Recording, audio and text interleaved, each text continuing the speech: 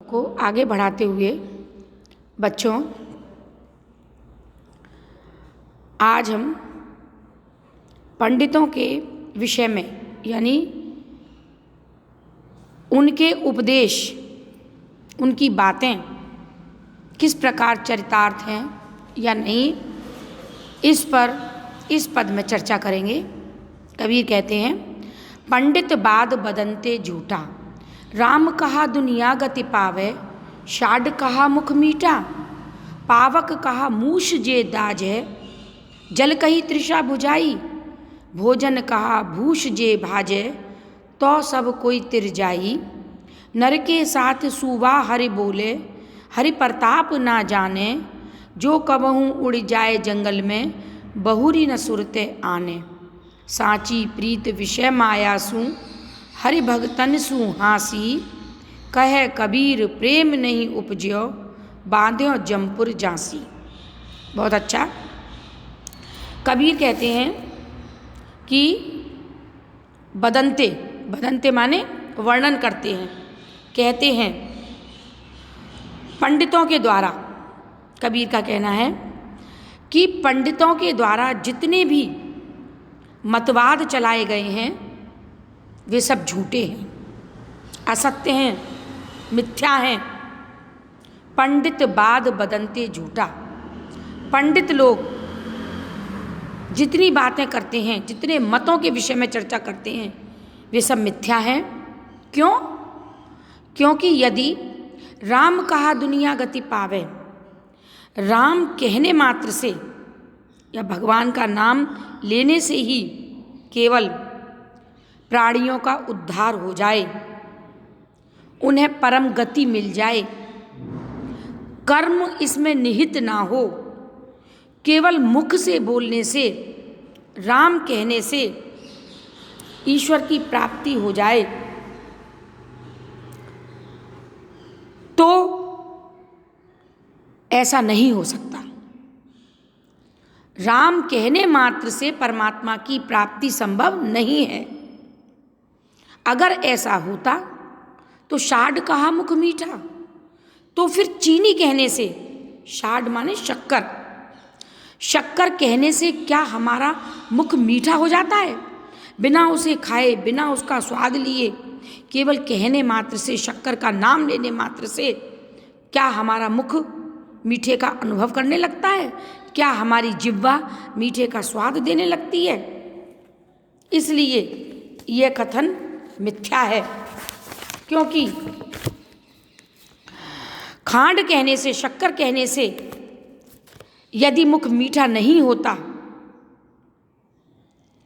तो केवल राम कहने से ईश्वर की प्राप्ति भला कैसे हो सकती है? पावक कहा मूष जे दाजे, क्या अग्नि कहने मात्र से हम जल जाते हैं? हमारे पांव जल जाएं, ऐसा संभव है? या केवल जल कही तृषा बुझाई, या केवल जल का नाम लेते ही प्यास बुझ जाती है, पानी पीने की आवश्यकता नहीं होती? भोजन कहा भूष जे भाजे, क्या भोजन का नाम लेते ही मनुष्य का उदर पूर्ति हो जाती है, पेट भर जाता है? क्या तो सब कोई तिर जाई। यदि ऐसा होता तो संसार में हर कोई पार हो जाता, तिर जाता।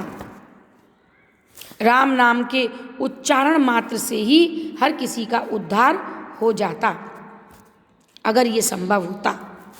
इसलिए कबीर कहते हैं ऐसा नहीं हो सकता।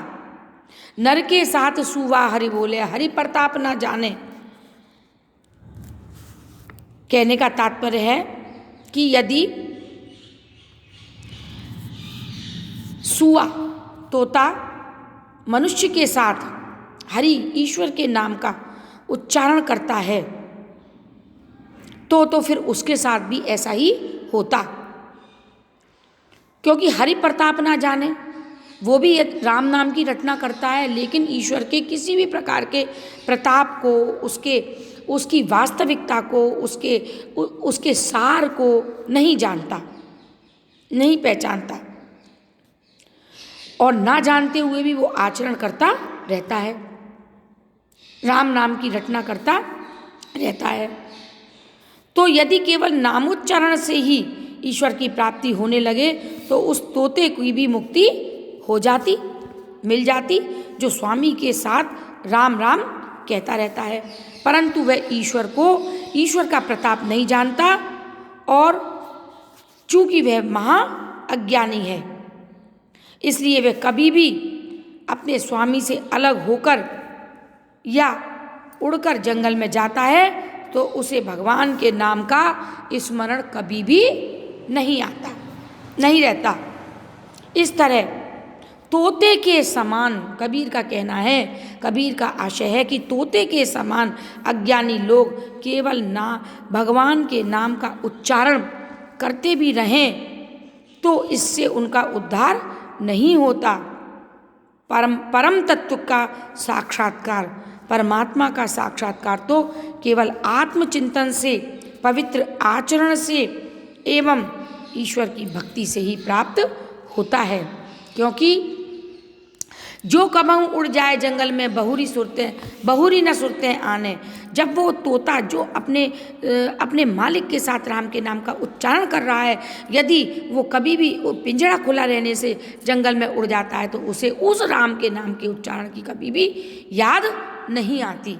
सांची प्रीति विषय मायासु, इसी प्रकार से ईश्वर के नाम का स्मरण करते करते, राम नाम का स्मरण करते करते यदि हम सच्ची प्रीति विषय माया से करते हैं, सांसारिक विषयों से करते हैं, भोग वासनाओं से करते हैं और हरि भगतन सुहासी, तो हम परमात्मा के भक्त के रूप में अपनी हंसी करवाते हैं, एक हास्य हंसी का कारण होते हैं।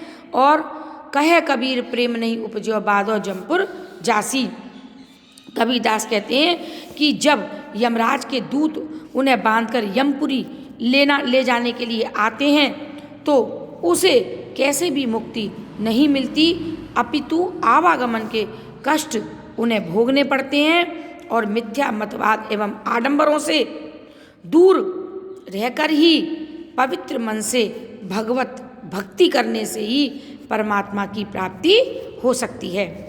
धर्म के ठेकेदार बनने वाले पंडितों पर तीखा प्रहार करते हुए कबीरदास ने कहा है कि भगवत भक्ति के लिए ज्ञानवान बनकर पवित्र आचरण का केवल उपदेश दिया जाता है तो परमात्मा की प्राप्ति उससे नहीं होती।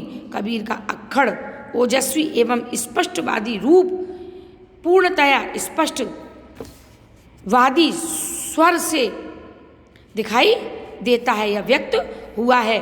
उन्होंने सीधे सीधे आडंबरों का विरोध किया, मतवादों का खंडन किया एवं ज्ञान और भक्ति से परम तत्व के साक्षात्कार का भाव अपने इस पद में व्यंजित किया है।